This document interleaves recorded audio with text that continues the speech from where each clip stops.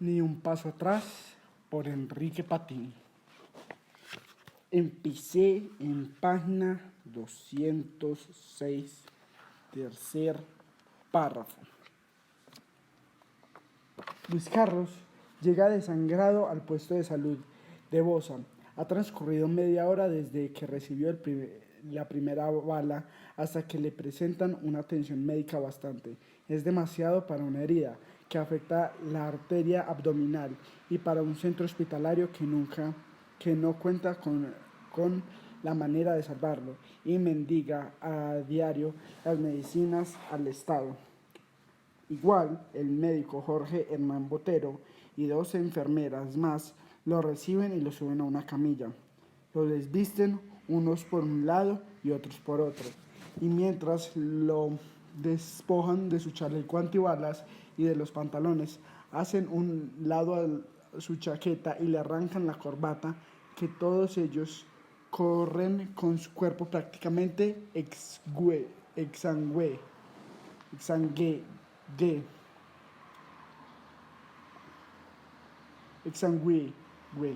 por el corredor del precario hospital hasta la sala de emergencias. Los minutos se acomodan. Luis Carlos comienza a entrar en un estado de inconsciencia delicado para intentar salvarlo y tiene un pulso tan mínimo como el último flujo de agua de un pozo que se seca. El médico alcanza a exclamar que Galán le queda apenas un soplo de vida. Una enfermera intenta medir su aliento y encuentra una respiración tan sutil como el aleto de una mariposa. A como da lugar, intentan resucitarlo. En una operación de emergencia le introducen un tubo en la tráquea para forzarlo a respirar con una bomba manual y le suministran suero intravenoso, sostenido en la mano de una enfermera para evitar que entre en estado de shock, con las uñas y en medio de una triste escasez, un tema que Luis Carlos había denunciado al hablar de la salud del país. El personal del centro médico le suministra atropina, sulfato de magnesio, bicarbonato de sodio y gluconato de calcio para evitar el paro cardiorrespiratorio. Además, el oxígeno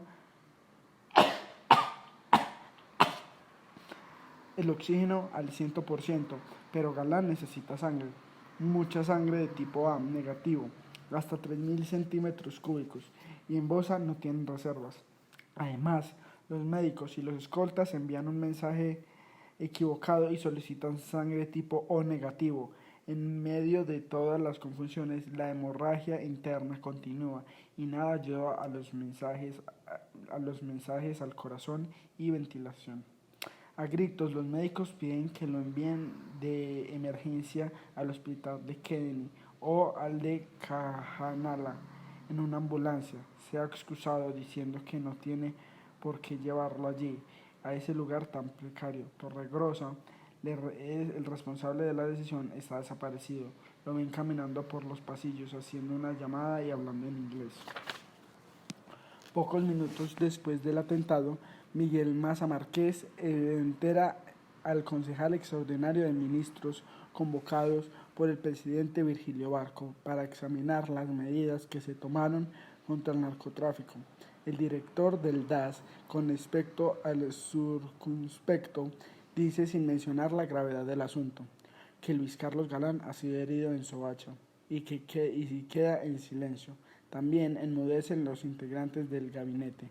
15 minutos más tarde, Maza Márquez ingresa de nuevo y asegura que las heridas son de gravedad y que el candidato está siendo trasladado al centro médico de Bosa. Gabriel Rosas Vargas, entonces ministro de Agricultura y el único representante de la bancada del nuevo liberalismo en el gobierno, rompe el llanto cuando presiente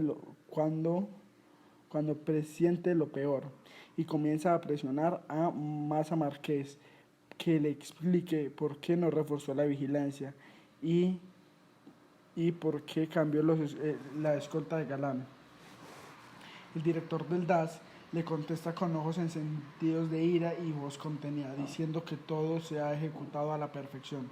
Su tono sube y todos lo respaldan, amparado por el papel de héroe que le concede el presidente Barco. El gobierno, al conocer la noticia, aprueba sin dilación los decretos que ya están curiosamente preparados para ese día y con los cuales da a una guerra contra el narcotráfico, aunque con el paso de los meses terminaron siendo mera letra escrita ante los hechos que siguieron convulsionando al país. Entre los ministros que consulan a Rosas Vega está el de Educación, Kiko Becerra, como lo llamaban. Decide acompañarlo a ver a Galán al hospital, pero lo que entonces es considerado un acto de una buena voluntad resultará contaminando con el paso de los años, cuando el ministro resulta implicando por fuertes nexos con el cartel de Cali. El ministro del gobierno, Orlando Vázquez Velázquez, quien también terminará vinculado con esta mafia, permanece inmutable y jamás dice una sola palabra de aliento. En cambio, la radio emite la noticia del atentado, habla de que Galán está herido y que necesita de nuevo erróneamente sangre tipo O negativo en la hacienda Nápoles. En la hacienda Nápoles, Pablo Escobar escucha la noticia y maldice junto con sus hombres mientras golpea con un puño la mesa. No está muerto aún. A esa misma hora, Yolanda Puerzo, organizadora de las giras de Galán por Cundinamarca, sale a la alcaldía de Soacha a buscar cómo irse para el hospital de Bosa, tras enterarse por la radio de la reclusión de Luis Carlos allí y llamando urgente qué hace para donarle sangre. Pulecio se encuentra frente con una ambulancia que va al vecino hospital de Soacha y se le atraviesa para obligarla a detenerse. Es para donarle sangre a Luis Carlos Galán, le dice. El chofer de la ambulancia la lleva con velocidad que nunca tuvieron a los escoltas y con la sirena encendida, el tiempo récord hasta el centro hospitalario. Justo cuando Yolanda Pulecio llega, se encuentra con Luis Carlos tendido en la camilla, cubierto por una sábana blanca y con un personal médico nervioso que no sabe qué hacer para salvarlo ni cómo conseguir una ambulancia. El hospital se va maliciendo a esas horas de la noche y las personas que acuden, casi todas hijas de la miseria, se acaban de enterar por la radio y han corrido para tratar de mirar algo de la escena. Los pasillos están sucios y la construcción luce fantasmógica. Es evidente que ha elegido el peor lugar posible para salvar al candidato. La ambulancia parece providencial. A Luis Carlos lo suben a empellones desnudo en el frío glacial de las 9 de la noche. Yolanda se ofrece a donarle la sangre para tratar de salvarlo en plena ambulancia. Elige la opción de ir al hospital de Kennedy y no al de Cajanal, porque es el más fácil acceso y queda más cerca. El tanque de oxígeno es medio del desespero, no entra jamás, y lo amarran como pueden a la puerta de la ambulancia mientras Yolanda Pulecio le ofrece la vena al paramédico para iniciar la transfusión. Se trata de un recorrido corto hasta el hospital de Kennedy por la carrera 80 y avenida 1 de Mayo. Pero es viernes en la noche y las vías son desastrosas. En 14 minutos que dura el recorrido de 4 kilómetros 200 metros, no es posible extraerle la sangre a Yolanda por los sobresaltos de la ambulancia y los cráteres en las vías. En un momento dado, el conductor de la ambulancia en Soacha decide conducir subido a los andenes. Una enfermera que ignora quién es Galán y por qué hace tanto esfuerzo por él, le quita la argolla sin reparos y se la entrega a Pulecio. Apenas llegan en medio del rechinar de las llantas, se encuentra de frente con la multitud que ya sabe lo que sucede por las noticias de la radio y por un avance que acaban de emitir por televisión. Claman justicia a gritos frente a la puerta del hospital.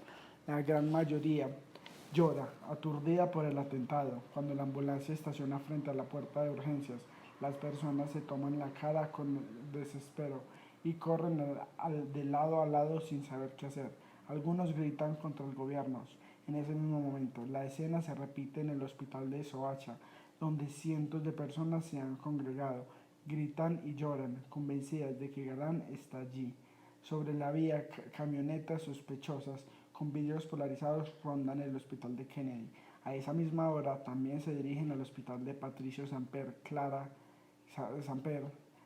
Cuellar, Consuelo Lleras, Lucy Páez y Juan Lozano. Además, 3 ministros, entre ellos Gabriel Rosas Vega y varios amigos del nuevo liberalismo como Ricardo Salas y Germán Vargas Lleras Torregrosa, mientras tanto, ha desaparecido de nuevo, con el argumento de que a Luis Carlos lo van a trasladar al hospital de Cajanal y que ir a buscar una ambulancia. Desde entonces, el hombre de 45 años, nacido en la población de Ciénaga, desaparecerá del mapa y morirá 10 años después en Santa Marta, el 6 de enero de 2001, víctima de un aneurisma cerebral, luego de pasar 5 años en prisión en Estados Unidos por tráfico con heroína. Solo quedará de él una imagen fugaz en televisión, la claridad de que perteneció a la policía entre 1966 y 1971, y el silencio ferro de quienes lo conocieron. Gloria Pachón recibe la llamada telefónica de Lucy Páez en su casa cerca de las 8 de la noche, cuando se encuentra mirando la telenovela Calamar. Y aunque al inicio la secretaria le dice con prudencia que solo han herido a Luis Carlos, Gloria presiente que algo terrible le va a pasar a su esposo y arroja lejos el teléfono de angustia para correr a prender la radio. Claudia alaza el teléfono, encuentra al otro lado la línea todavía a Lucy, quien trata de tranquilizarlo, contándole que su papá tenía puesto un chaleco y que ha sido Santiago Medina, tesorero del nuevo liberalismo, quien le ha informado de lo sucedido. Medina, para colmo de males, será pocos años después el testigo clave y también otro implicado más de la entrada de dineros ilícitos a la campaña presidencial de 1994 por parte del Cartel de Cali. En medio de sus ansias, Gloria se alista a toda prisa y se lleva a sus hijos consigo, vestidos de prisa, con sudadera. Por sugerencia de Juan Manuel, se suben a la patrulla de policía que presta guardia en el edificio y van al hospital de Cajanal, sin dejar escuchar las noticias radiales a la salida. Se encuentran con Lucy, quien les aclara que Clara Cuellar le acaba de decir que Luis Carlos no está herido en la cabeza, una explicación que en medio de la angustia tranquiliza momentáneamente a la familia. Llegan al hospital tras prácticamente volar por las calles de Bogotá. Tanta prisa tienen un freno a la llegada del hospital, donde nada sucede, salvo la llegada del escolta Santiago Cuervo, quien sí alcanza a ser trasladado a Cajanal y durante 12 días signos de recuperación será sometido a 2 cirugías sin lograr salvarse. Casi una hora después, Galán Pachón, que su esposo y padre está en el hospital de Kennedy. Durante su espera ven a Chucho Calderón, el camarógrafo de la campaña, quien se ha sentado a llorar en la acera con el material inédito del atentado. Aunque los colegas lo ruegan, Jesús Calderón se niega a negociar el video. Yo no vendo a mi jefe, dijo. Gloria y sus 3 hijos absorto la falta de claridad. Emprende la vieja Viaje hasta Kennedy en una carrera frenética por las calles de Bogotá, cuando por fin las vías comienzan a verse desdobladas, aunque el ambiente de fiesta de los viernes continúa en buena parte de la ciudad como si nada hubiera sucedido. Pero poco a poco, como si fuera al despertar, una pesadilla que sin embargo conduce a una pesadilla peor, irreal. Las personas se ven, las personas se ven congregado en sus hogares, en torno al televisor o la radio, y se abrazan en casa, llorando con el corazón roto, desgarrado por el dolor de perder una gran esperanza. Mataron a Galán, lo mataron, hijueputas, gritan y repiten a los hogares como un